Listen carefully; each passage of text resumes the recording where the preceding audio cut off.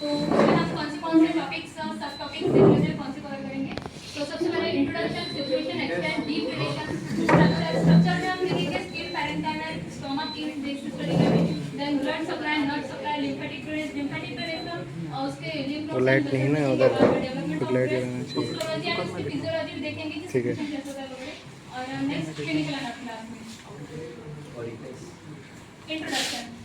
The mammary gland located in the breast, it is the most important structure of the pectoral region. It is the modified sweat gland and it is present in both sexes but is rudimentary in male, and in females it is developed after puberty. And it forms important, ये एक female reproductive system का एक important accessory organ है. Then it provides nutrition to the newborn baby in the form of milk. Its shape may be hemispherical, conical, piriform, pendulous और even ये flat भी हो सकता है। ठीक है। ब्लैक आ रहा है वो तो। ऑफ द पेक्टोरल रीजन देखिए स्किन रहती, देन सुपरफिशियल फेशिया रहता है और बाद में डीप रहता। तो सुपरफिशियल फेशिया के अंदर ब्रेस्ट प्रेजेंट रहता है। It is divided into 4 quadrants, upper lateral, upper medial, lower lateral and lower medial. जो अपर लैटरल रहता है वहाँ से एक tail of Spence, axillary tail of Spence एक एक्सटेंशन निकलता है जो कि डीप फेशिया से जाकर एक्सिला में लाइक करता है। और जो डीप फेशिया में एक ओपनिंग रहती है उसको बोलते हैं फोरामेना ऑफ लैंगर, जो यहाँ पर प्रेजेंट होती है। Next, extend. Vertically it extends from the second rib to the sixth rib, and horizontally it extends from the lateral border of the sternum to the mid-axillary line. Deep relations. The breast lies on the deep fascia. देखिए starting में हमने एक line इसके पहले बोली थी कि the breast lies in the superficial fascia, और यहाँ पर बोल रहे हैं कि the breast lies on the deep fascia. तो इन और ऑन का डिफरेंस है सुपरफिशियल के अंदर और डीप के ऊपर, मतलब सुपरफिशियल और डीप के बीच में प्रेजेंट होता है ब्रेस्ट। और डीप फेशिया का और एक नाम है pectoral fascia, covering the pectoralis major muscle, उसको कर रहे थे।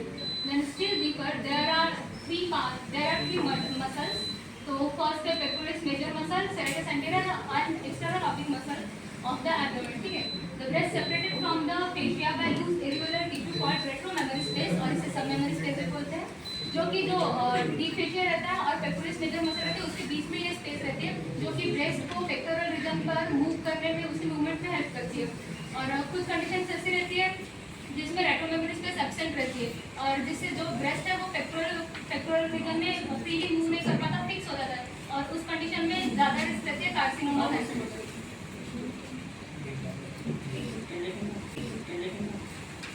बाद में हम देखेंगे स्ट्रक्चर को हम 3 पार्ट्स में स्टडी करेंगे, skin, parenchyma and stroma.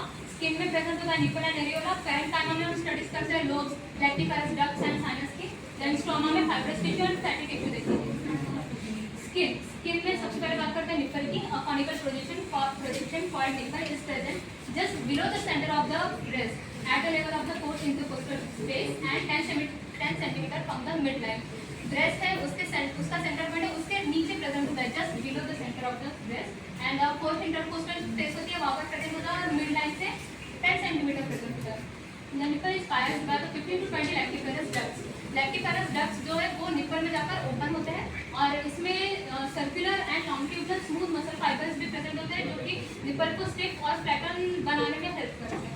Then इसमें sweat gland, modified sweat gland and sebaceous gland भी प्रेजेंट होता है। निपल में जो नर्व सप्लाई है वो बहुत रिच होता है। बाद में areola is the pigmented, highly pigmented area around the nipple के पेज में प्रेजेंट होता है। The region is rich in modified sebaceous gland particularly in its outer margin. देखिए जो निपल में मॉडिफाइड स्वेट एंड सेबेशियस दोनों ग्लैंड प्रेजेंट होता है, लेकिन एरियोला में सिर्फ सेबेशियस ग्लैंड प्रेजेंट होता है और वो भी पर्टिकुलरली उसकी जो आउटर मार्जिन होती है ना वहाँ पर। और वहाँ पर रेस ट्यूबरकल ऑफ मोंटगोमेरी भी प्रेजेंट होता है जो सिक्रेशन कराता है और ऑयली सिक्रेशन कराता है। और ये स्पेशली जो प्रेगनेंसी और लैक्टेशन के टाइम पर ये बढ़ जाता है। और ये क्यों कराते हैं, मतलब लैक्टेशन के टाइम पर निपल और एरियोला को क्रैक होने से प्रिवेंट करते हैं। और एरियोला में लैक्टिफेरस साइनस रहते हैं ना वो प्रेजेंट करते हैं।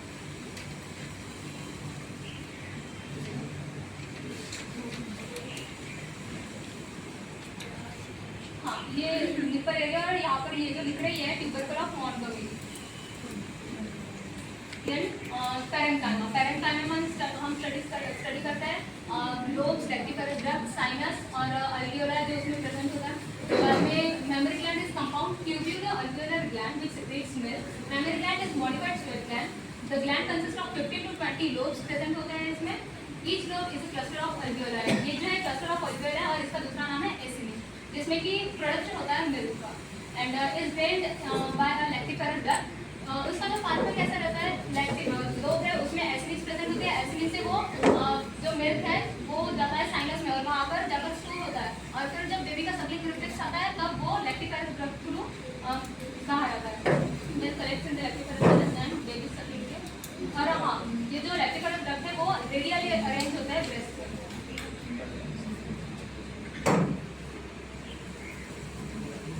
बाद में stoma, it forms the supporting framework of the gland. It is partly fibrous and partly fatty. जो fibrous stroma है forms septa known as the suspensory ligament of Cooper which anchor the skin and gland to the pectoral fascia. जो fibrous stroma है ना वो एक ligament बना रहा है जिसे बोलते हैं सस्पेंसरी लिगामेंट ऑफ कूपर और वो निप्पल से स्टार्ट होकर पेक्टोरल फेशिया तक अटैच हो रहा है। जैसे एक एक लोब है तो लोब्स को सेपरेट करने का काम कर रहा है। बाद में फैटी स्ट्रोमा जो है वो main bulk of the breast बना रहा है and it distributed all over the breast except ween nipple and areola. पूरे ब्रेस्ट में प्रेजेंट है लेकिन सिर्फ निप्पल और एरियोला को छोड़कर। बाद में blood supply, arterial blood supply देखते हैं। तो the memory gland is extremely vascular. इसमें जो होता है वो perforating branches of internal thoracic artery which is the branch of the subclavian artery. जो ये वाली है, ये यहाँ पर एक सबक्लेवियन आर्टरी प्रेजेंट होती है, उसकी ब्रांच होती है इंटरनल मेमोरी आर्टरी और उसकी ब्रांचेस होती है परफोरेटिंग ब्रांचेस, ये यहाँ दिख रहे हैं। ठीक है, नेक्स्ट है branches of axillary artery. Axillary में superior thoracic artery, acromial thoracic, इसका दूसरा नाम है थोरैकोएक्रोमियल आर्टरी एंड नेक्स्ट है लैटरल थोरैसिक आर्टरी। और लैटरल थोरैसिक आर्टरी के उसकी ब्रांचेस जाते हैं फॉरवर्ड मेडियली निप्पल की तरफ। बाद में lateral branches of posterior intercostal artery, ये branches of posterior intercostal artery. बाद में इसका विनस ड्रेनेज देखते हैं। तो the venous drainage, the veins follow the arteries. जैसे आर्टरीज है वैसे ही वेन्स भी है, बस वहाँ पर सप्लाई हो रहा है, यहाँ पर ड्रिल हो रहा है। The superficial veins drains into the internal thoracic when and into the superficial veins of the lower part of the neck. The deep veins drain into the axillary and posterior intercostal veins. बाद में इसका nerve supply देखते हैं। तो nerve supply, the breast is supplied by the anterior and lateral cutaneous branches of the 4 to 6 intercostal nerves। ठीक है, 4 to 6 intercostal nerves इसको supply कर रही है नर्व। और एक IMP इम्पोर्टेंट पॉइंट है, the nerves do not control the secretion of milk. The secretion of milk is controlled by the hormone prolactin। ये नर्व से नहीं होता, बस नर्व से सप्लिंग रिफ्लेक्स जाता है लेकिन मिल्क का सिक्रेशन हार्मोन थ्रू होता है। और लिम्फेटिक ड्रेनेज, तो इसमें लिम्फ नोड्स प्रेजेंट होता है, the axillary lymph nodes, internal memory lymph nodes and supraclavicular and posterior intercostal lymph nodes present होते हैं। जो एक्सिलरी लिम्फ नोड है उसमें 5 ग्रुप्स प्रेजेंट होते हैं, एक anterior, posterior, lateral, central and apical. And lymph vessels, superficial lymphatics and deep lymphatics दो type के होते हैं। सुपरफिशियल लिम्फेटिक्स जो है वो पूरे ब्रेस्ट को, पूरे स्किन को कवर कर रहे हैं लेकिन निप्पल और एरियोला में प्रेजेंट नहीं रहते। और जो डीप लिम्फेटिक है वो जो पैरेन्काइमा में प्रेजेंट होता है और निप्पल एरियोला में भी प्रेजेंट होता है। यहाँ पर एक इम्पॉर्टेंट पॉइंट्स लिखा है, इसमें क्या बोला गया है कि जो लिम्फ का फ्लो होता है ना वो सबसे पहले एक्सिलरी लिम्फ नोड्स होता है, वहाँ से होता है, फिर वो जाता है सुप्राक्लेविकुलर में और जाता है वो सबक्लेवियन में। जैसे इस डायग्राम में बताया, सबसे पहले जो लिम्फ का फ्लो होगा वो होगा anterior and posterior lymph node से। एंटीरियर पोस्टीरियर लिम्फ नोड से जाएंगे वो lateral and central lymph node पे, फिर वहाँ से जाएंगे वो एपिकल की तरफ, एपिकल लिम्फ नोड में गए, फिर वहाँ से जाएंगे सुप्राक्लेविकुलर एंड देन सबक्लेवियन। और यहाँ से भी वो इंटरनल मेमोरी लिम्फ नोड से वो सबक्लेवियन की ब्रांच है तो वहाँ पर जाएंगे।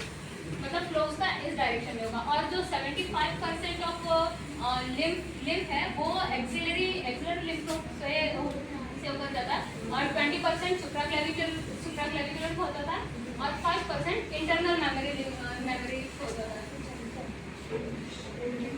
बाद में development of breast, the breast develops from an intradermal thickening called mammary ridge और इसका दूसरा नाम है milk line of line of skirts भी बोलते हैं उसे, जो कि this ridge extends from the axilla to the groin region है जहाँ पर लेग लोअर लिम्ब अटैच होता है एब्डोमेन से, तो it appears during the fourth week of intrauterine life, but in human beings it disappears over most of its extent, persisting only in pectoral region. The gland is ectodermal and the stroma is mesodermal. ये जो memory line है या फिर memory line of sculls, ये जो है वो इंट्रायूटेरल life के फोर्थ वीक में अपीयर होती है और जो एडल्ट में ये डिसअपीयर हो जाती है, बस पेक्टोरल रीजन में प्रेजेंट रहती है।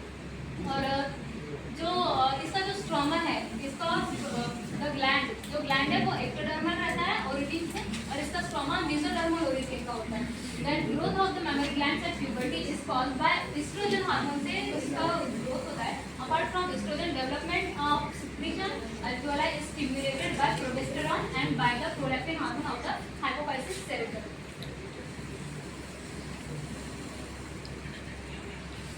एक चेंजेस देखते हैं, सबसे पहले तो बर्थ में होता है, at birth only few ducts are present रहते हैं, उसमें ज़्यादा ये है। देन चाइल्डहुड, उनमें भी फीव डक्ट्स आर प्रेजेंट रहते हैं, लेकिन उनमें हम डिफरेंशिएट नहीं कर पाते कि गर्ल है या बॉय, बस डक्ट्स प्रेजेंट रहते हैं। और प्यूबर्टी में फैट डिपोजिशन होना स्टार्ट हो जाता है और जो डक्ट्स होते हैं वो भी मल्टीप्लाई करना स्टार्ट कर देते हैं। देन समटाइम्स फैट डिपोजिशन में भी सीन इन बॉयज आल्सो, ठीक है। मेंस्ट्रुअल साइकिल में क्या होता है, जो mammary glands continuously affected by the hormones ovaries से सिक्रेट होने वाले हार्मोन्स जो है वो उसका प्रभाव जो है वो मेमोरी ग्लैंड पर पड़ते रहता है, ठीक है।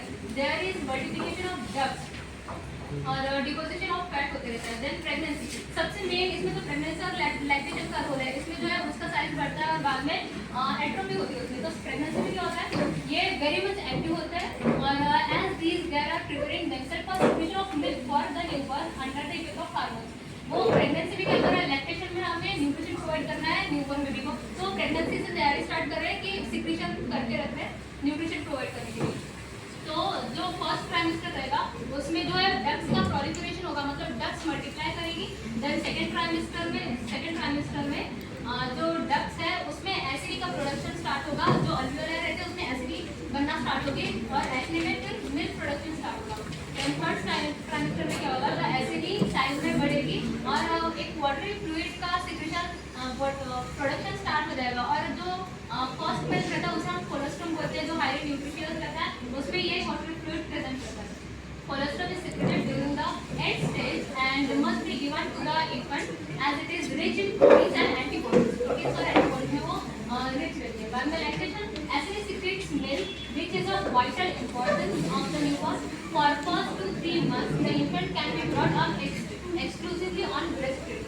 Mother must be nutritious diet during this period. Lactation is also hormone dependent. बाद में post lactation. Then acne gradually disappears. During second pregnancy, acne appears again. Means जो lactation वाला period होता है pregnancy वाला, तब acne और जो rest है उनका size increase होता है और duplicate भी करते हैं acne और तब production वगैरह हो गया। अभी first 1 to 3 month तो हमने provide किया बेबी को, लेकिन अभी वो बड़ा हो गया तो वो जो acne रहेगी उनकी एट्रोफी स्टार्ट होगी, मतलब वो साइज में कम हो गए, लेकिन बाद में फिर सेकंड प्रेगनेंसी के वक्त फिर से वो मल्टीप्लाई करना स्टार्ट करेगा। Then menopause, extremely at 45 to 50 years of age, the menstrual cycle gradually comes to end. Concomitantly, the acne and ducts also involute, mainly fibrofatty tissue remains. Breast में menopause के बाद क्या होता है, जो breast में acne वगैरह होती है उनकी एट्रोफी हो जाती है completely, वो साइज एकदम completely घट जाता है और बचता क्या है, सिर्फ उनमें fatty tissue बचता है, fibrofatty tissue remains. और ये डिफरेंट एज ग्रुप के साइज है, जैसे प्री एडोलेसेंस 11 ईयर में कैसा एलिवेट ब्रेस्ट बट बढ़ रहेगा, बाद में sub areolar thicken nipple elevated breast bud development start होगी। बाद में 13 ईयर में क्या होगा, उसका जो बेस है वो एक्सपांड करना स्टार्ट करेगा and sub areolar tissue and nipple continue to develop. बाद में 14th ईयर में nipple and areolar form a secondary projection from the breast mass, nipple protrudes more broadly from areola. Then 16th year में वो completely develop हो जाता है और as breast adults form a smooth contour to the nipple areola complex develop. बाद में हम देखते हैं हिस्टोलॉजी ऑफ ब्रेस्ट। हिस्टोलॉजी में दो फेजेस देखेंगे, एक रेस्टिंग फेज एंड एक लैक्टेटिंग फेज। रेस्टिंग फेज में क्या होता है, जो predominantly comprised of duct and fibrofatty tissue. Lobules are defined in intralobular connective tissue contains fibroblasts. और lactating phase में comprised chiefly of acini plasma cells and bacillus. ठीक है, तो इसका माइक्रोस्कोपिक व्यू है तो उसमें क्या दिख रहा है, ये जो फैटी और फाइब्रस टिश्यू दिख रहा है ना, वही ज़्यादा दिख रहा है, एसिड जो है वो कम दिख रही है। और लैक्टेटिंग फेज में क्या दिख रहा है, फाइब्रोफैटिक टिश्यू कम दिख रहा है और एसिडिक ज़्यादा दिख रही है, क्योंकि उनको मिल्क का प्रोडक्शन करना है ना, तो इसलिए ज़्यादा दिख रहा है। बाद में clinical anatomy of breast. Upper and outer quadrant of breast is a frequent site of carcinoma. Incision of breast usually but radially to avoid cutting the lactiferous duct. तो हमने देखा था lactiferous duct जो होते हैं वो breast में radially present करते हैं, तो उनको भी radially cut देते हैं अगर for preventing the cutting the lactiferous duct. Obstruction of superficial lymphocytes by cancer cells may produce edema of the skin, giving rise to an appearance like that of skin of an orange. तो बोलते हैं purely orange appearance. बाद में because of communication of superficial lymphatics जो cancer है वो एक breast से दूसरे ब्रेस्ट में भी फैल सकता है। बाद में because of communication of lymph vessels और lymph vessels के communication के through those in the abdomen cancer of the breast may spread, हाँ वो दूसरे organs में भी spread हो सकता है lymph vessels के। बाद में सेल्फ एग्जामिनेशन कैसे करें ब्रेस्ट का, तो सबसे पहले inspect symmetry of breast and nipples. सबसे पहला पॉइंट है कि सिमेट्री देखना हमें निपल्स और ब्रेस्ट का, देन स्किन का कलर देखना है, चेंज स्किन का कलर फेड या फिर कोई कलर चेंज होगा, देन रिट्रैक्शन ऑफ निपल से इस प्रकार से दिखता है, रिट्रैक्ट हो रहा है nipple, then discharge from nipple, palpate all four quadrant with palm of hand and raise the arm to feel the limbs of the ankle. Self-examination of the breast is the only way for earlier diagnosis and appropriate treatment. And mammogram may reveal cancerous mass. Fine-needle aspiration cytology, जिसे FNAC बोलते हैं, is safe and quick method of diagnosis of lesion of breast. Retracted nipple is a sign of tumor.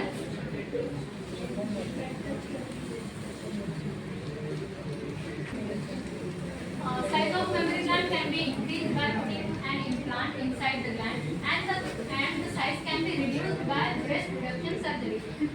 Size बढ़ा भी सकते हैं कुछ implant डाल के और उसको रिड्यूस भी कर सकते हैं ब्रेस्ट रिडक्शन सर्जरी के माध्यम से। Breast cancer is the most common type of cancer in females of all ages. It is more frequently seen in postmenopausal females due to lack of estrogen hormone. Mastectomy is the medical term for the surgical removal of one or both breasts partially or completely. Mastectomy is usually carried out to treat the breast cancer. देखिए cancer होता है तो उसमें एक और treatment होता है कि मास्टेक्टोमी कर दे, एक या फिर दोनों ब्रेस्ट को रिमूव कर दिया जाता है। बाद में लम्पेक्टोमी, इसमें क्या होता है, removal of only the tumour, जो ट्यूमर है उसी को रिमूव किया जाता है। और development of anomalies of breast, जिसमें क्या क्या डिफेक्ट्स आता है वो लिखते हैं। एमएससी, इसमें क्या होता है, absence of breast and nipple, वो फर्स्ट वाली कंडीशन, ब्रेस्ट और निपल दोनों का एब्सेंस रहेगा वहाँ पर। एमेजिया में क्या होगा, absence of breast and presence of nipple, breast absence है लेकिन निपल प्रेजेंट है। एक क्रिया में एब्सेंस ऑफ निपल होगा लेकिन ब्रेस्ट प्रेजेंट रहेगा। बाद में पॉलीमेस्टिया में आप पर्सन हैज मोर देन 2 और मोर ब्रेस्ट, ये पॉलीमेस्टिया वाली कंडीशन है और ये ज़्यादातर एक्सरे में होता है उसका। बाद में gynaecomastia, development of breast in male. Breast cancer. Breast cancer is the most common type of cancer in females. It develops in the cells of the SC, lactiferous duct, roots of the breast. ये SCD में lactiferous ducts में भी हो सकता है tumour, ठीक है। और tumour growth and spread depends on the exact cellular site of the origin of the cancer. This factors affect the response to surgery, chemotherapy, and radiotherapy. Breast tumors spread via lymphatics and veins or by direct invasion. इससे spread भी हो सकते हैं, ठीक है। When a patient has a lump of the breast, a diagnosis of breast cancer is confirmed by biopsy and histological evaluation. Once confirmed, the clinicians must attempt to stage the tumor. देखिए अगर हमें breast में lump feel हो रहा है या फिर ऐसे गांठ जैसा लग रहा है तो सबसे पहले उसको डिटेक्ट करने के लिए उसके डायग्नोसिस में डॉक्टर क्या प्रिस्क्राइब करते हैं कि उसकी हिस्टोलॉजिकल इवैल्यूएशन एंड बायोप्सी। अगर बायोप्सी में कंफर्म हो गया कि ब्रेस्ट कैंसर है तो फिर उसकी स्टेजेस देखी जाती है कि कौन सा स्टेज का है। तो स्टेजेस में staging the tumour means defining the size of the primary tumour. जो स्टेजेस उसमें क्या क्या देखा जाता है, एक तो साइज देखा जाता है, बाद में एग्जैक्ट साइट कहाँ पर वो ट्यूमर प्रेजेंट है वो देखा जाता है, number of sites of lymph nodes present and organs to which the tumor may have spread.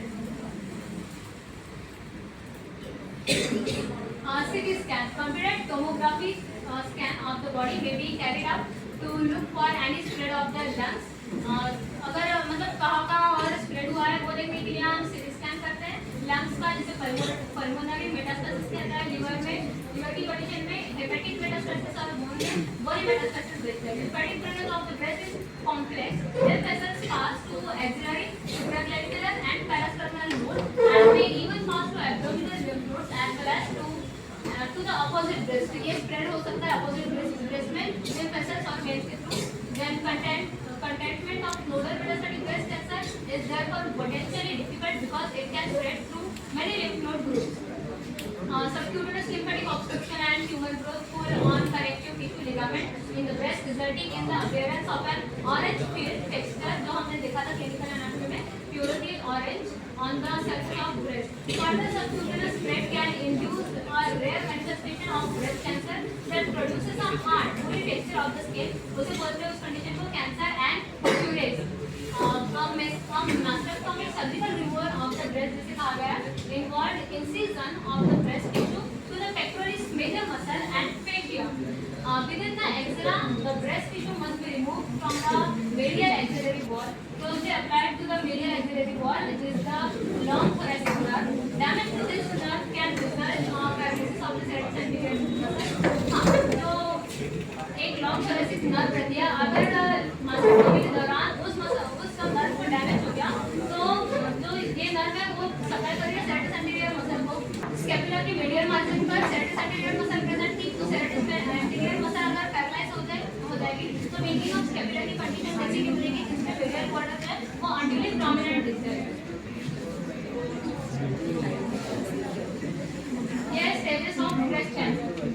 इसमें जो है नॉन इंटेंसिव ट्यूमर दिख रहा है, इसमें 2 सेंटीमीटर से भी कम का ट्यूमर रहता है. फर्स्ट स्टेज में भी 2 सेंटीमीटर तक या फिर उससे कम ही देखने को मिलता है. बाद में सेकंड स्टेज में 2 सेंटीमीटर to 5 सेंटीमीटर तक का ट्यूमर देखने को मिलता है. थर्ड स्टेज में 5 सेंटीमीटर या फिर उससे बड़ा साइज का भी देखने को मिलता है. बाद में फोर्थ स्टेज में जो है tumour spread to the other organs. इसका साइज तो बड़ा ही रहता है और ये भी रहता है कि वो कई दूसरे ऑर्गन्स बना लेते हैं.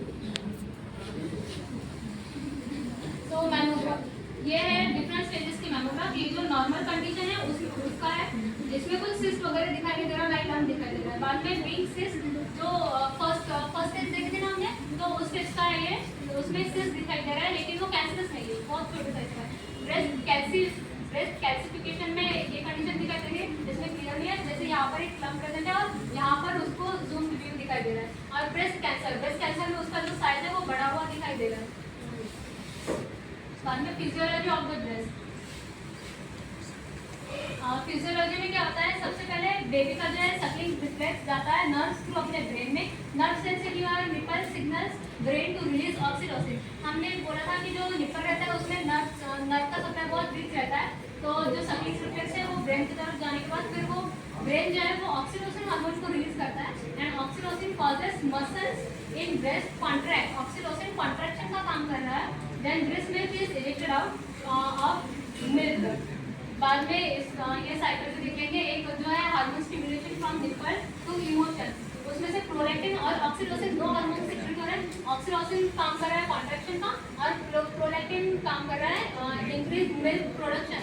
प्रोलैक्टिन प्रोडक्शन करा रहा है और ऑक्सीटोसिन कॉन्ट्रैक्शन करा रहा है.